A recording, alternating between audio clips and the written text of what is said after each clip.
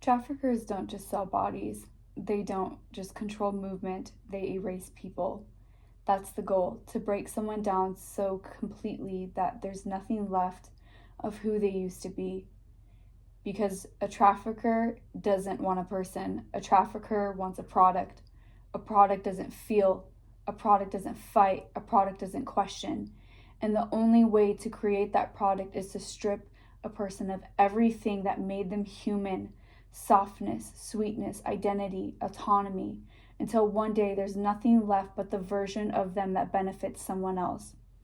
Most people don't make it out. And if they do, they never come out the same. I did, but not before I became exactly what they wanted me to be. This is raw. This is real. This is the moment I realized I would never be the same. There's a moment I haven't really talked about before, one that still lingers, not just in my mind, but in the weight of everything that happened. It was the day I realized I wasn't pretending anymore. The day survival wasn't just a mask, it was me. And the irony, one of the people who helped me put me there suddenly couldn't handle it. How did it feel to watch someone completely unravel? It's sinister, isn't it? Like the line from the movie, "Look what you've done," because that's exactly what this was. I became the name you told me to choose. After all the men you lined up, all the bookings you scheduled, all the money you took, the psychological breakdown, the dark passenger shoes I eventually stepped into, the times you pretended to be me, sending pictures of me, impersonating me, collecting money off my name, even after I was gone. Remember that? Remember selling me to dealers just to keep yourself high? Remember making sure I was just strung out enough to be complacent? The deception, the manipulation, it's so sweet, isn't it? So sweet to watch an angel's face decay, to see innocence dissolve, to shape it, mold it, break it, until one day you realize you went too far. And that's when you started to care, isn't it?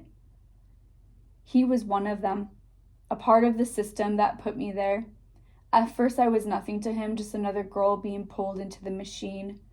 But something shifted. Somewhere along the way, he started seeing me. Not as a person fully, but as something he had helped create, and for whatever reason that broke him. I remember the day he came to me crying, saying he didn't want me to do this anymore, saying he wished things were different. And I remember laughing at the audacity of it, because wasn't this what he wanted?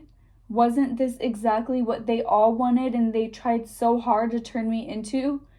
I was what they made, what they molded, and now that he had to look at it, at me, he couldn't take it. How did it feel?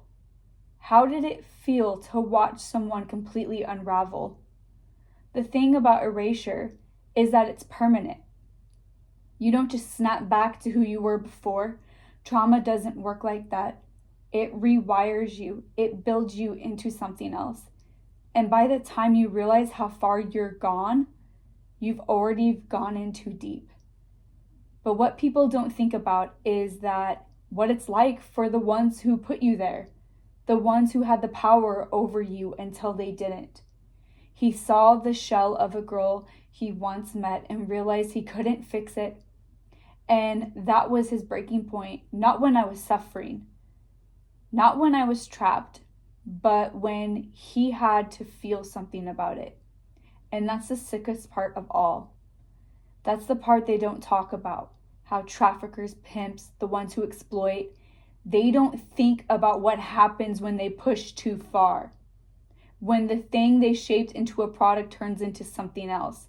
Something dark, something cold, detached, unrecognizable. Something that no longer needs them. Did you miss the innocence? The softness? Did you mourn the sweet girl you wanted to disappear so you could benefit? Because she's gone. And I hope you felt it. People love to talk about the Joker. How a person snaps. How a person stops feeling. How pain stops being pain. It just becomes funny.